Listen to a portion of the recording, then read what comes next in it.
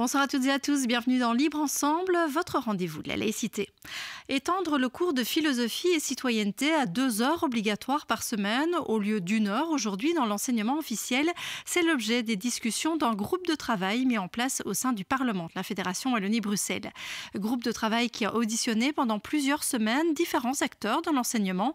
Les auditions se sont achevées cette semaine et nous avons décidé de revenir dans notre émission sur les arguments de celles et ceux qui ont plaidé pour l'élargissement à 2 heures obligatoires.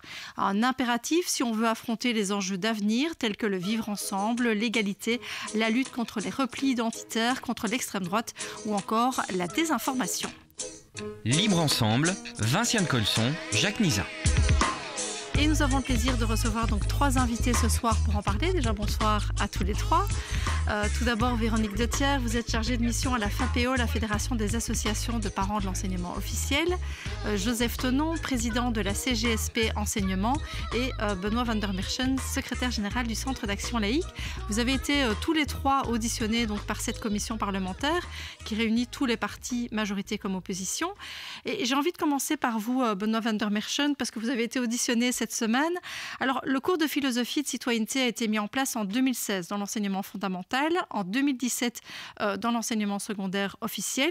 Et on va d'ailleurs rappeler que dans l'enseignement libre confessionnel, le cours n'est pas dispensé en tant que tel, mais que la matière est donnée, on va dire, de façon transversale à travers les cours. Alors, pourquoi, selon vous, Benoît van der Merchen, il est plus que temps de passer à 2 heures obligatoires? Si on devait sortir qu'un seul argument, là, en introduction, ce serait lequel? Un seul argument, ce sera compliqué. Ils sont multiples et je n'arrive pas encore totalement à comprendre que ce qui me paraît une évidence soit si compliqué à mettre en place. Il suffit d'ouvrir un journal, d'allumer sa télévision, son poste de radio pour se rendre compte qu'on est quand même dans un monde complexe, avec des crises multiples qu'il est nécessaire de décoder et avec surtout une société du zapping, de l'immédiateté, une absence de nuances. Et je pense qu'aujourd'hui, plus que jamais, il faut donner à notre société, et principalement à ces jeunes, les outils pour arriver à comprendre ce monde, arriver à le décrypter et leur donner aussi les leviers pour pouvoir être des acteurs citoyens pleins et entiers. Et donc, arriver à discuter des questions de sens avec tous les élèves ensemble aujourd'hui, plutôt que de les séparer sur une base confessionnelle comme ça se fait encore aujourd'hui à l'école pour 1 heure, ça paraît tellement nécessaire pour éviter justement des replis souvent sur une base communautaire, parfois confessionnelle, et arriver justement à mieux comprendre l'autre, à l'accepter. Et on doit en réalité aujourd'hui chercher tout ce qui permet de rassembler ce qui n'était pas et rejeter tout ce qui divise. Et ce cours aujourd'hui me paraît une évidence. Il ne sera pas tout. Évidemment, il ne sera pas tout, mais ce sera au moins un levier sur lequel on pourra construire. Et vous l'avez indiqué dans votre introduction, ce cours est dispensé uniquement dans l'enseignement officiel. Je ne comprends toujours pas non plus pourquoi il ne se retrouve pas dans l'enseignement privé, qu'il soit confessionnel. Parce que pour moi, la position de principe que l'on doit défendre, c'est l'intérêt de notre société en général, c'est l'intérêt de tous les élèves. Et comme cela a été dit par le Conseil d'État en 2015, cela prime sur la liberté d'enseignement. Alors aujourd'hui, le Parlement discute, c'est très bien, mais des rapports sur cette question, il y en a déjà eu de multiples. Il est temps d'aller de l'avant et d'agir. Il est temps d'agir. Alors, on peut résumer effectivement ce que vous dites en disant la société en a besoin. Est-ce que vous, Véronique Dethier, en tant que parent, vous êtes d'accord avec ça? La société, les élèves, les enfants en ont besoin? Oui, évidemment. Je veux dire, je ne vais pas répéter tout ce que M. van der Merch vient de dire, mais ça paraît une évidence. Et c'est tellement une évidence qu'on se demande vraiment pourquoi ça prend autant de temps pour aboutir. Et j'ai envie de rajouter que nous, en tant que fédération de parents, on a tous les jours au téléphone des parents qui nous disent que leurs enfants sont victimes de harcèlement, de discrimination, qu'ils soient de genre ou racial. Donc, toutes ces questions-là sont présentes dans les écoles. Et l'école a du mal à les gérer, ces questions-là. Donc, il nous semble évident qu'il faut aller vers 2 heures de philosophie et de citoyenneté pour traiter ces questions-là ensemble et enfin avancer. Oui, et surtout que c'est vrai que dès qu'il y a un événement un peu dramatique qui arrive, que ce soit en matière de harcèlement, de liberté d'expression ou de terrorisme, on a tendance à dire ça, on va en parler dans le cours de philosophie et de citoyenneté. On charge la barque, mais sans donner les moyens au professeur, par exemple, Joseph Tenon, d'avoir les moyens pour pouvoir faire ça. Tout à fait. Le référentiel, donc le programme, si vous voulez, qui a donné lieu au programme de cours de philosophie et de citoyenneté, est un magnifique programme qui doit être vu en 2 heures. Or ici, si on a 1 heure avec tous les élèves, la 2e heure, les élèves sont dispersés et donc peu d'élèves peuvent bénéficier de ces 2 heures. Or, les 2 invités viennent de le dire, il est absolument nécessaire d'avoir 2 heures pour couvrir la totalité des matières qui sont nécessaires à intégrer ces élèves dans la société. N'oubliez pas que le décret mission le prévoit, c'est une des missions de l'enseignement. Et donc, 2 heures sont absolument nécessaires. Alors évidemment, les enseignants, sont pris entre 2 feux. Je parle des enseignants de CPC, mais aussi les enseignants de morale ou de religion, puisqu'ils n'ont qu'1 heure semaine. Tout le monde est d'accord là-dessus. La ministre précédente, cette ministre-ci aussi. Les cours à 1 heure, ça doit disparaître. Que ce soit en sciences, que ce soit en religion, que ce soit en CPC, ça ne devrait plus exister. Et donc, pourquoi rester au milieu du gué avec un cours 1 heure ? Passons à 2 heures. Ça paraît absolument nécessaire. Nous avons des conditions de travail qui sont déplorables pour les enseignants. Multiplicité des implantations, des kilomètres à faire par semaine, pas d'intégration dans les équipes éducatives. Vous voyez vos collègues quelques minutes par semaine. Donc en fait, pour vraiment s'intégrer dans l'équipe, 2 heures, c'est nécessaire. Et pour avoir un cours qui a un peu de consistance, les 2 heures doivent être données. Donc voilà, moi j'invite le gouvernement à vraiment passer à la vitesse supérieure. Mais c'est vrai que concernant les syndicats, la position pour les 2 heures obligatoires de philosophie et de citoyenneté n'a pas toujours été aussi tranchée. C'est vrai que là, il y a vraiment une position, un front commun syndical qui demande ces 2 heures, parce que sur le terrain, vous avez remarqué que c'était juste inapplicable, ne fût-ce qu'en matière d'organisation, comme vous venez de le dire. Absolument. Donc vous avez fait un peu l'historique tout à l'heure. N'oublions pas qu'on est passé à un cours de rien. C'est ce qu'on appelait au début, puisque les élèves n'avaient pas de cours. On a créé ce cours de philosophie et de citoyenneté. On voit maintenant sur le terrain, dans toutes les organisations syndicales, les difficultés de nos enseignants. Et donc, je pense que l'idée de passer à 2 heures a progressivement fait son chemin dans toutes les organisations syndicales. Maintenant, évidemment, on n'est pas toujours sur la même longueur d'onde ce qui se concerne, que fait-on avec les cours philosophiques ? Parce que ça, la question n'est pas encore réglée, évidemment. Mais le passage à 2 heures, je pense que c'est une volonté de toutes les organisations syndicales. Je terminerai pour dire que le choix que l'on va faire aura aussi un coût. Bien entendu, un coût financier pour le gouvernement. Je veux dire, ce n'est pas mon problème, mais ça doit être réfléchi par rapport au choix que l'on va faire plus tard. Et alors, j'ai envie de me retourner vers vous, Véronique Dethier, parce que c'est vrai qu'on parlait de juste des problèmes organisationnels. On sait que certains élèves se retrouvent avec un prof pour la première heure, un prof pour la 2e heure. Ça n'aide pas non plus à se plonger vraiment dans ce cours et à s'impliquer, à comprendre tous les aspects. Non, effectivement. Donc, les difficultés organisationnelles, elles sont sur le plan des enseignants, mais aussi elles ont évidemment des répercussions sur les élèves, puisqu'on sait qu'aujourd'hui, on a l'heure obligatoire et la 2e heure qui n'est souvent pas donnée par le même enseignant, et donc il n'y a aucune articulation entre les deux. Et il ne faut pas non plus oublier que ces cours à 1 heure ont des impacts parfois sur certains élèves qu'on retire d'un cours dit minoritaire. Même le CPC peut être 2e heure, peut être considéré comme minoritaire, avec des enfants qui se retrouvent parfois privés de l'enseignement de certaines matières parce qu'ils sont retirés de leur classe. Donc toutes ces problématiques organisationnelles ont évidemment aussi un impact non seulement sur la qualité du cours, mais parfois sur la scolarité même de certains enfants. Et ça, c'est vraiment un problème que les parents nous soulèvent régulièrement. Alors, je vous propose d'écouter un professeur de philosophie et de citoyenneté. Il s'appelle Pierre-Stéphane Lebluy. Il est membre de l'association des professeurs de cours de philosophie et de citoyenneté. Donc, association qui a d'ailleurs été auditionnée cette semaine aussi au Parlement de la Fédération Wallonie-Bruxelles. Et alors, on l'avait reçu dans notre émission il y a quelques semaines. Et il commençait par nous dire que traiter des sujets aussi délicats que la liberté d'expression, les inégalités de genre ou l'extrême droite, en 1 heure, c'était effectivement très compliqué. On l'écoute. C'est très compliqué. Et surtout, 50 minutes, quand on rentre, on a déjà 10 minutes dans la vue. Il y a 24 élèves qui doivent prendre la parole pendant le restant du temps. On a moins d'1 minute par élève. Enfin, c'est quasi une mission impossible. Et déconstruire, avec les petits groupes, j'y arrive.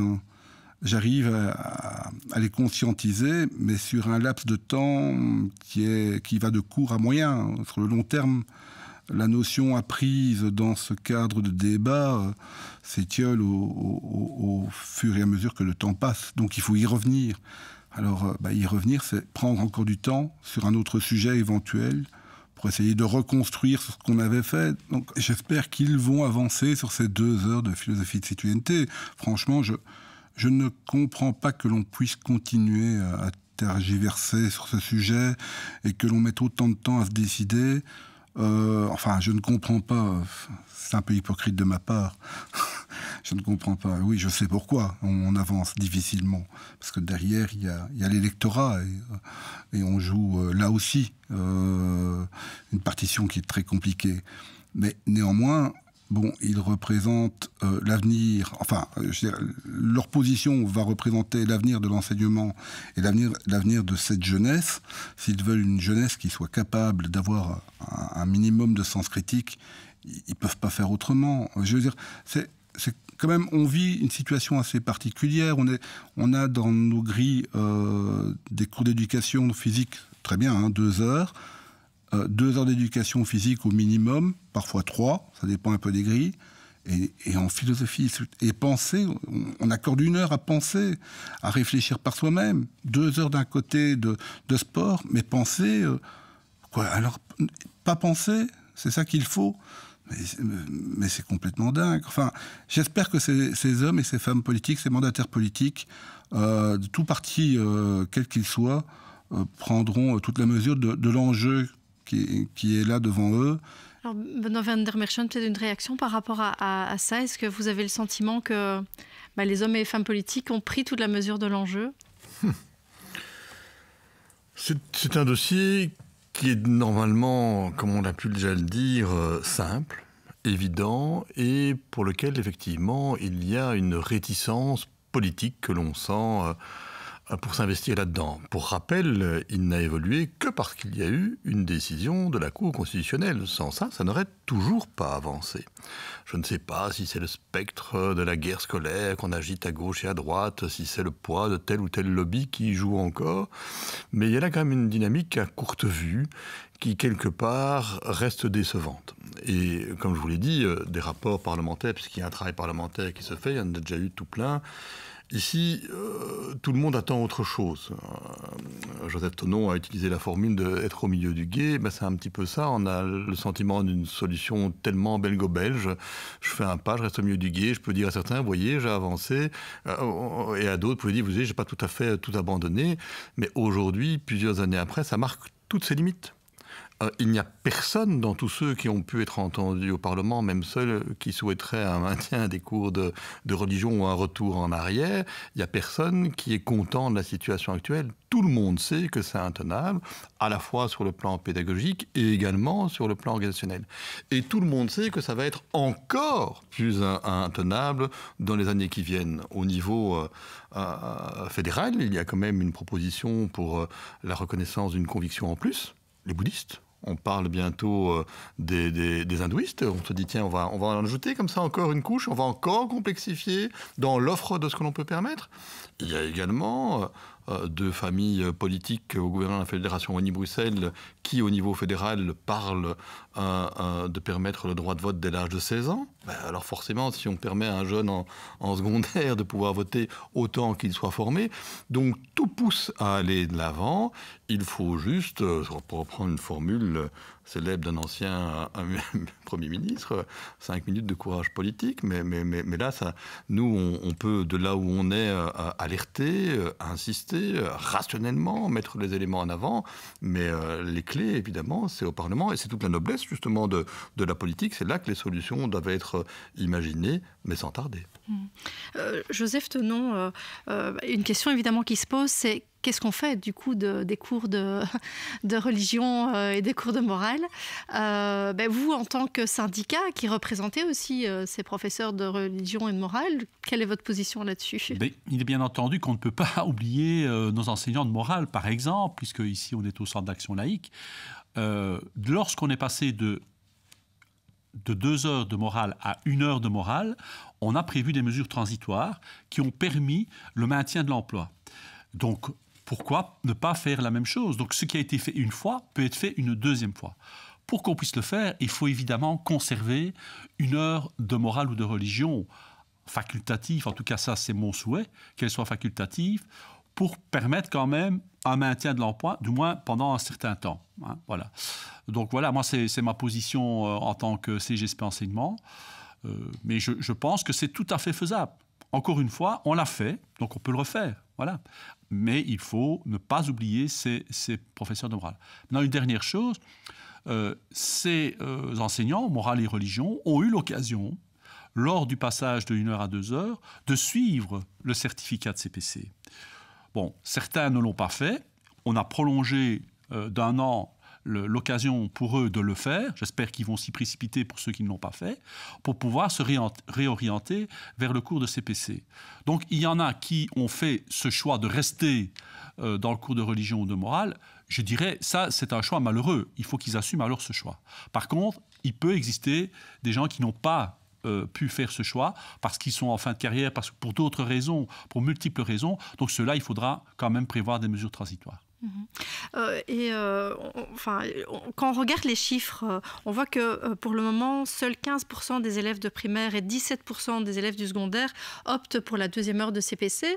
Et donc, certains avancent comme argument de dire, ben voilà, mais si on retire ces cours, si on les rend facultatifs, on les sort de la grille, on va atteindre aux droits des élèves et aussi aux droits des parents, à leur choix démocratique, puisque visiblement, ils veulent garder cette heure de religion, de morale. Qu'est-ce que vous répondez à ça, Véronique Gauthier? D'abord, c'est une interprétation un petit peu facile de se baser sur des chiffres, alors que c'est une pratique, je veux dire, où les parents n'ont pas vraiment le choix. On leur tend le formulaire et il faut remplir ce formulaire dès qu'on inscrit son enfant en première primaire. J'ai envie de dire que dans ce dossier, peut-être que ce qui est dommage, c'est que depuis le début, on a opposé, en fait, ce cours de philosophie et de citoyenneté à ces cours convictionnels engagés. Et évidemment, ça pose un problème dans la tête des parents. Le cours de philosophie et de citoyenneté, j'ai envie de rappeler, c'est un cours général, comme n'importe quel autre cours, comme la géographie, comme les mathématiques, comme le français. C'est un référentiel qui a été adopté par le Parlement.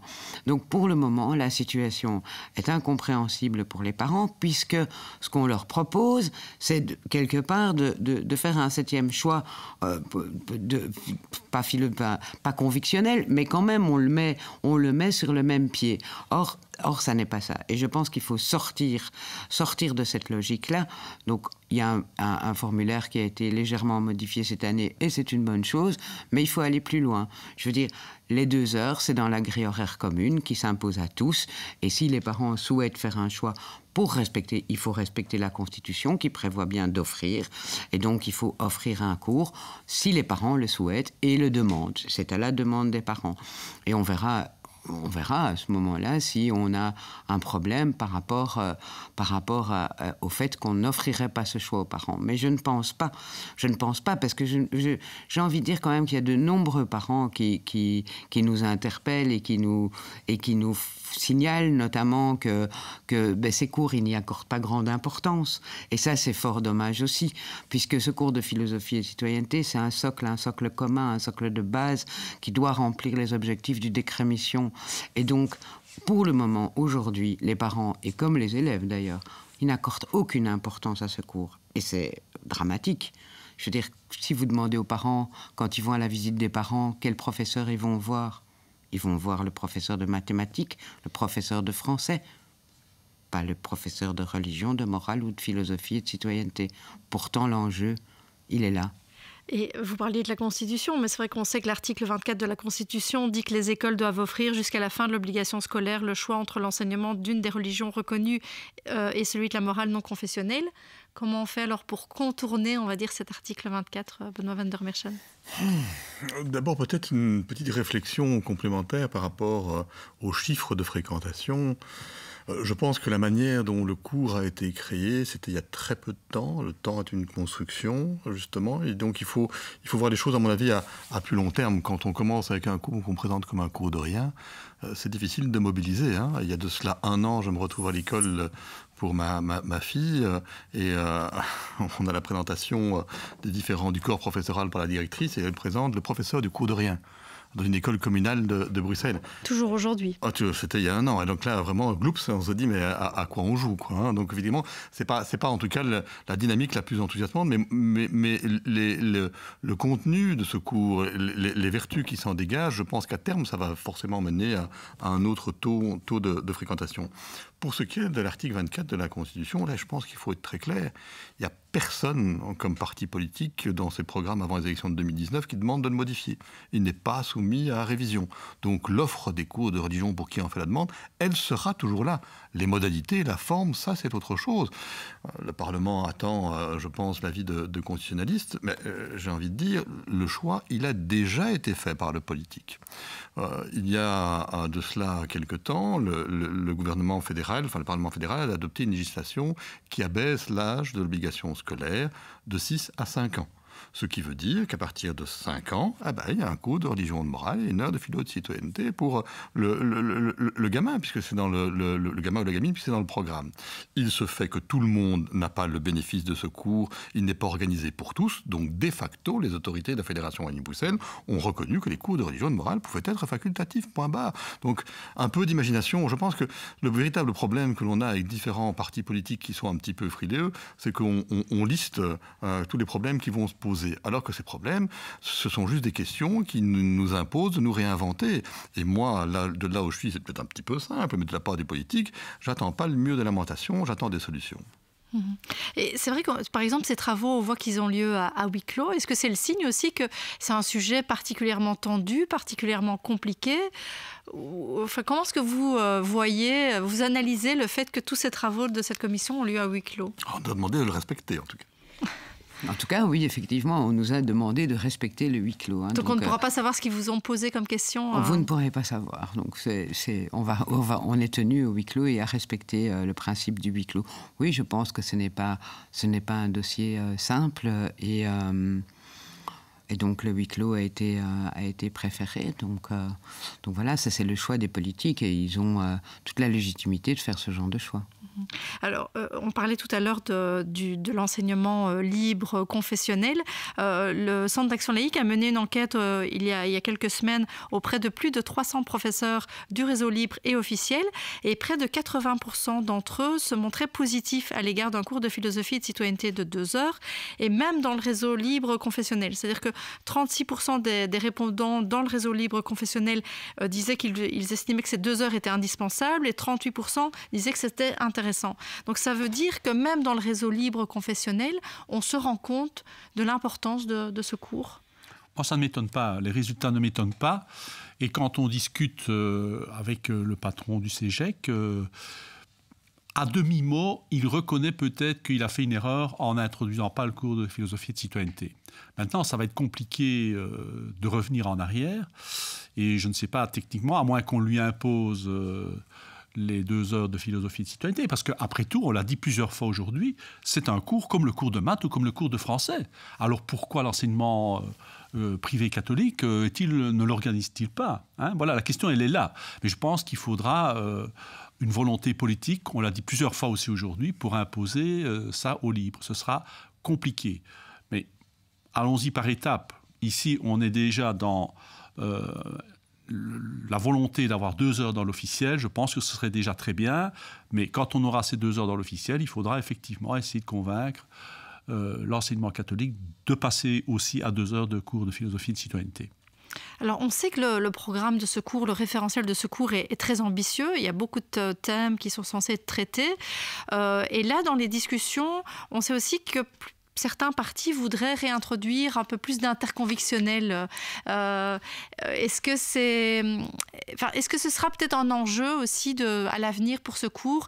Est-ce que vous craignez peut-être qu'on modifie le référentiel actuel pour réintroduire de l'interconvictionnel ou du convictionnel dans le cours actuel ? Bon, l'interconvictionnel, c'est pas neuf. Hein. Il y a un projet qui date déjà de Marie-Dominique Simonet sur l'interconvictionnel. Moi, je trouve que le référentiel, il est extrêmement bien fait. Il aborde ces questions de manière anthropologique, sociologique et historique. Donc, il n'y a rien à rajouter à ce référentiel, en tout cas de notre point de vue, du point de vue de la FAPEO. Et oui, il y a un danger, très clairement, parce que certains voudraient s'engouffrer dans un dialogue interconvictionnel situé. Et là, évidemment, nous, à la FAPEO, c'est non. En plus, on se demande comment est-ce qu'on ferait si cette deuxième heure devenait une espèce d'heure où on mélangerait tous les enseignants des cours actuels et on mettrait... les élèves seraient obligés de le fréquenter parce que ce serait éventuellement dans le projet d'établissement signé par les parents. On se demande que ferait-on des enfants qui ont décidé alors de demander une dispense. Hein, donc, moi, voilà, je cherche un peu la petite bête, mais je pense qu'effectivement, ce n'est pas du tout cohérent. Oui, la question se pose en tout cas. Benoît van der Merchant, sur cette idée d'interconvictionnel, sur cette réintroduction de l'interconvictionnel dans ce cours de philosophie et de citoyenneté. Véronique de Thiers l'a mentionné, il y aura des problèmes de type juridique qui se poseront, neutralité dans le cadre d'un cours général, la question du respect du choix des parents qui n'ont pas pris un cours de religion qui verrait débouler un prof de religion. Mais au-delà de ça, c'est évident que dans la société où on est, pour de la culture générale, c'est important d'avoir des éléments de connaissance, mais historiques, anthropologiques, sociologiques, des grands courants religieux. Ça ne peut qu'enrichir, c'est d'ailleurs prévu dans le programme de la deuxième heure. Pour autant, il ne faut pas nécessairement le point de vue de quelqu'un qui est situé et qui a la foi d'une manière ou d'une autre. Ça, je pense qu'il faut sortir de là. Sinon, effectivement, on va dénaturer ce cours de philo de citoyenneté. Je pense qu'aujourd'hui, ce dont il a besoin, c'est de crédibilité, et ça, c'est de la part du politique. Et ensuite, pour avoir fait et pratiqué très régulièrement l'interconvictionnel, je peux vous assurer que ce n'est pas toujours non plus ce qui élève le débat. Je pourrais vous citer de multiples anecdotes à ce sujet. On fait des rencontres humaines absolument passionnantes, mais et je vais en citer une. Je me suis retrouvé à ma première séance du Conseil consultatif des cours philosophiques, qui est un lieu où il y a de l'interconvictionnel, des inspecteurs, des représentants de culte et autres. Et Madame Marie-Dominique Simonet voulait un tronc commun pour les cours de religion et de morale. Et moi, j'arrivais benoîtement, je dis pourquoi pas enseigner la Déclaration des droits de l'homme. J'ai eu droit à un silence de mes interlocuteurs jusqu'à ce que l'un d'entre eux me dise c'est un texte imparfait. Je lui dis pourquoi imparfait? Que se passe-t-il? Est-ce que c'est un truc trop occidental? Non, il m'a dit tout est dans la Bible et la Torah. Droit à la vie, tu ne tueras point. Droit à ne pas subir l'adultère, tu ne prendras pas la femme d'autrui. Mon premier réflexe a été de lui expliquer que les droits de l'homme n'interdisaient pas l'adultère, puis je me suis rendu compte que je ne pouvais pas discuter avec lui parce qu'il a son texte et il n'en sort pas, et ça prime par rapport à toute considération d'intérêt général et de collectivité, c'est son intérêt particulier, mais là il n'y a plus moyen de discuter. Alors je dis pas qu'ils sont tous comme ça, mais je vous cite juste une expérience qui moi m'avait laissé quelque peu pantois. Mais donc c'est vrai, et pour affronter les enjeux de demain, c'est pas ça dont on a besoin? Non, enfin, non, je ne pense pas. Je pense que pour affronter les enjeux de demain, on a besoin d'assurer une formation à ces jeunes qui commencent dès le plus jeune âge et qui leur permettent d'être des citoyens émancipés. Et je veux dire, quand on parle du droit de vote à 16 ans, mais aussi quand on dit, aujourd'hui, on dit qu'ils sont majeurs pour aller se faire vacciner. Je veux dire, ce sont des choses importantes. Et donc, ça veut dire qu'ils doivent pouvoir faire la part des choses, qu'ils doivent pouvoir s'informer, qu'ils doivent pouvoir décrypter l'information. Donc, ils sont majeurs sexuellement aussi à 16 ans. Donc, je veux dire, à un moment, l'école, elle a une mission à remplir. Et cette mission, c'est de former ces jeunes à être émancipés. Et ces 2 heures vont permettre de les former, en tout cas d'aider à les former. D'aider, en tout cas. Évidemment, ce n'est pas que le cours de philosophie et citoyenneté qui va pouvoir remplir cette mission-là. Hein. Dans d'autres cours aussi, évidemment, c'est excessivement important. Mais c'est un outil parmi d'autres et un outil essentiel, on l'aura compris en vous entendant aujourd'hui. Alors, la commission parlementaire a donc achevé ses auditions des acteurs de l'enseignement cette semaine. Les parlementaires de la Fédération Wallonie-Bruxelles attendent à présent l'avis des constitutionnalistes et une décision devrait être prise dans les prochains mois sur le passage donc de 1 à 2 heures obligatoires de philosophie et de citoyenneté. On suivra évidemment ce dossier attentivement. Merci beaucoup à tous les trois de nous avoir éclairés donc, sur ce cours de philosophie et de citoyenneté. Merci à vous de nous avoir suivis et une belle soirée à tous.